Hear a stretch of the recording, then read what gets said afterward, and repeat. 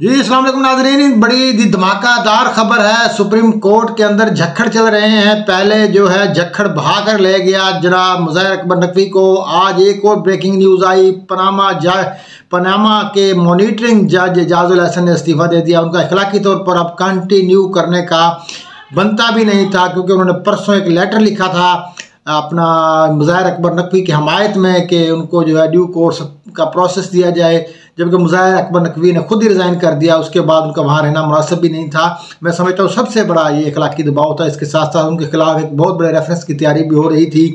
एक एक करके तमाम इमरानडू जजेस जो हैं फारग हो रहे हैं, जिन्होंने सुप्रीम कोर्ट को कोठी बनाया हुआ था, एक रंडी की कोठी बनाया हुआ था अगर ये कहा जाए तो मुनासिब होगा, क्योंकि उन्होंने इतने मुतनाज़ा फैसले दिए। सबसे पहले नवाज शरीफ का बेड़ा गर्क किया इन लोगों ने पनामा लीक्स में मॉनिटरिंग जज लगा करके, और पता नहीं क्या क्या यार, किस किस केस में। एजाजुल एहसन को तो नवाज शरीफ से ज़ाती अनाद था।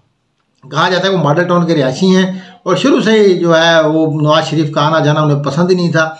इसी तरीके से अभी जो जितने भी 62(1)(f) का केस था असम्बली में, वो जो था जो कॉन्शियसली और अनकॉन्शियसली का मामला थे, मतलब इतने तजादात थे इनके उसमें, और हमेशा इमरान खान को रिलीफ देने पर ये लोग मिसर रहे।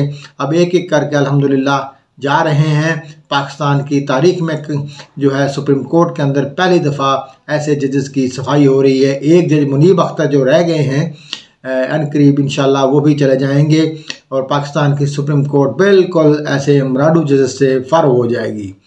जस्टिस एजाजुल एहसन जो है वो उनकी क्या क्या बात आप लेंगे। उन्होंने बस अपनी सास के उस चक्कर में भी इस्तेमाल हुए, अपने बच्चों के चक्कर में भी इस्तेमाल हुए, मगर उन्होंने कभी आइन और कानून का साथ नहीं दिया।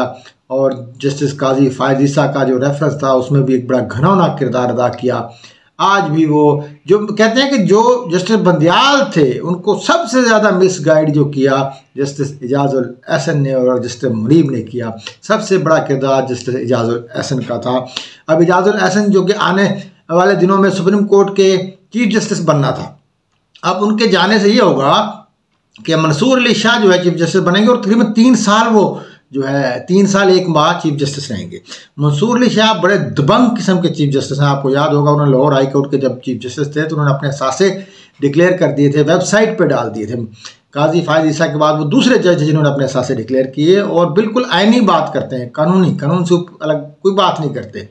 ये वो जज नहीं है कि साकब निसार और जनाब बंदियाल की तरह के बस आने वाले केसों में ज़मानत, होने वाले केसों में भी, ना होने वाले केसों में भी ज़मानत। ये उस तरीके के जज नहीं है। बिल्कुल आइन और कानून की पासदारी करते हैं, पार्लियामेंट की बालादस्ती पर यकीन रखते हैं। पाकिस्तान की तारीख में आज एक सुनहरी दिन है जिससे एजाजुल एहसन से सुप्रीम कोर्ट पाक हुई। बहुत शुक्रिया। अल्लाह हाफिज़।